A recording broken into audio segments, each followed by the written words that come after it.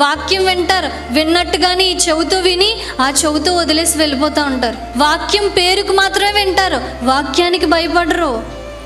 వాక్యం చెప్పే వాళ్ళకి భయపడతారు. అంటే పాస్టర్ గారికి, దైవజనులకి భయపడుతూ ఉంటారు. ఇంట్లో ఏదైనా సినిమా వచ్చిందే అనుకోండి, అప్పుడు పాస్టర్ గారు వచ్చారు మీ ఇంటికి, ఏం చేస్తారు? రండి పాస్టర్ గారండి, మన ఇద్దరం కలిసి చూద్దామండి, చాలా బాగుంటుందండి ఈ సినిమా, దీంతో 5వ సారి చూస్తున్నానండి అంటారా? పాస్టర్ గారు సౌండ్ అక్కడ నుంచి వచ్చినండి, ఒరే టీవీ కట్టేయాలి, టీవీ కట్టే అని చెప్పి పరిగెట్టి వెళ్ళిపోతూ ఉంటారు. ఆ టీవీ రిమోట్ కనబడదు, అప్పుడే స్విచ్ ఆపేస్తూ ఉంటారు. ఎందుకు? భయం. ఎవరికి భయపడుతున్నారు?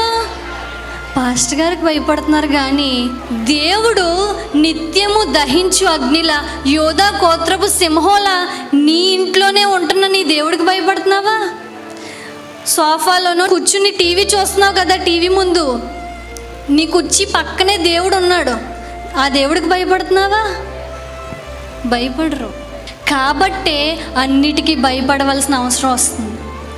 దేవునికి భయపడకపోతే ప్రతిదానికి భయపడాల్సిందే.